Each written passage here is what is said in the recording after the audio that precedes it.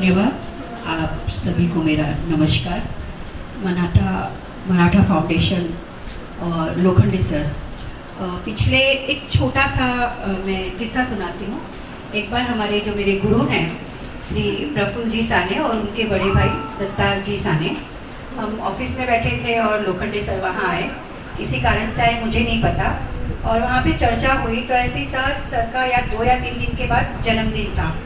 तो हम लोग अक्सर देखते थे, यहाँ और भी अनाथ आश्रम है, वृद्धाश्रम है, वहाँ पे सर अक्सर मतलब सालों साल से वो ये करते ही आ रहे हैं सेवा। तो जब सर का पता चला तो हमारी चर्चा हुई, तो कहा इस बार चलो वहाँ जाके देखते हैं।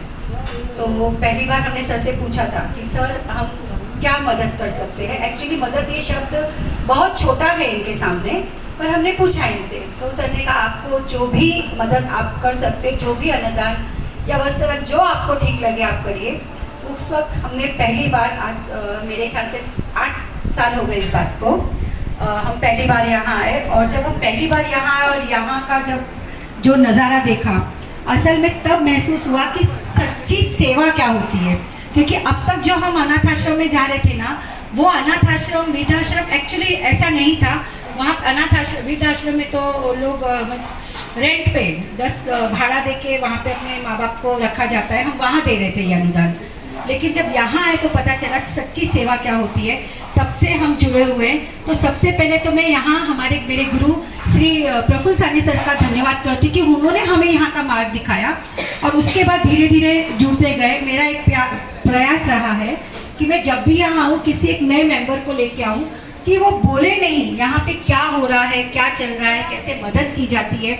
ये एक्चुअली बोल के बताया नहीं जाता, क्योंकि हम कोई मदद करते हैं ना तो पहली बार तो वो बोली नहीं जाती है। लेकिन फिर भी मेरा एक प्रयास था कि मैं माउथ पब्लिसिटी कैसे करूं। एक्चुअली राजनीति से जुड़ी हुई है तो लोगों को लगता है कहीं ना कुछ स्वार्थ होगा। ये राजनीति एक चीज़ ही ऐसी है, लेकिन हर राजनीति या राजनेता स्वार्थी नहीं होता है। इसके सबसे बड़े उदाहरण मेरे गुरु बंधु हैं दत्ता साने सर और प्रफुल्ल साने सर। तो तब से मैं आज जुड़ी हूँ। इस बार मैंने वापस एक नया मेंबर हमारे साथ आए हैं, उन्हीं के भांजे निखिल पाटिल। उन्होंने भी जब यहाँ आके देखा यहाँ का नज़ारा तो उनको भी ऐसा लगा कि अरे मैडम, मैं दोस्तों के साथ अपने बर्थडे पे इतने पैसे मीन्स उड़ाता हूँ। जस्ट उसने आके और पूरा नज़ारा देखा और अपने आप ही उसके मन में आया कि नहीं मुझे भी यहाँ कुछ करना चाहिए। तो ये भाव है ना, अपने आप आते हैं, ना किसी से बोले जाते हैं। और आज फिर एक बार आप लोगों के अभी 8 तारीख को मेरे बड़े बेटे स्वर्गीय निखिल, उसका भी बड़े बेटे का नाम भी निखिल ही था, तो उसका जन्मदिन था। तो मेरे पति की ख्वाहिश थी कि ममता वो कभी नहीं आए थे यहाँ। उस वक्त मैं अपने बड़े भाई को और मेरे हस्बैंड को, मेरे छोटे बेटे को यहाँ लेके आई थी। तब मेरे बड़े भाई ने भी देखा, वो रेलवे में काम करते, उन्होंने भी देखा जब यहाँ का नज़ारा। तो दूसरे दिन का अन्नदान भाई ने अपने आप, उनको ऐसा मन में आया, बोले ममता मेरी तरफ से। मैंने कहा ठीक है भाई। तो ये सिलसिला मैं चाहती हूँ कि ऐसे चलता रहे। कहीं ना कहीं से हम फूल नहीं तो फूल की पंखुड़ी, सागर में एक छोटे से बूंद का काम, मटके का, घड़े का, चम्मच का नहीं, सिर्फ एक बूंद का काम करते हैं। आपकी वजह से हमें यहाँ पे एक अच्छा मौका मिलता है कि हम अपनी बुराइयों को कहीं ना कहीं थोड़ा सा यहाँ सेवा करके अच्छाइयों में बदले। इसलिए मैं लोखंडे सर का बहुत बहुत धन्यवाद करती हूँ। प्लीज़ आप सभी लोग उनके लिए एक बार जोरदार तालियां बजाएं।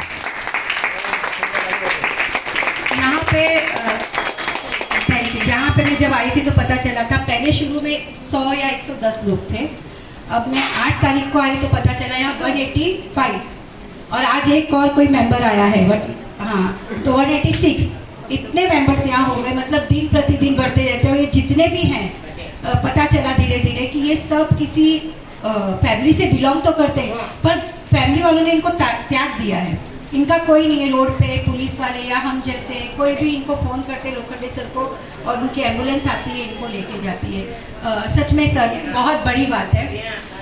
हम आपके थ्रू कुछ ना कुछ थोड़ा सा हमारे प्रति पुण्य कमा रहे हैं। ये हमारा स्वार्थ है सर, सच में हमारा स्वार्थ है, वरना हम ऐसा काम नहीं कर सकते। आपको तहे दिल से धन्यवाद।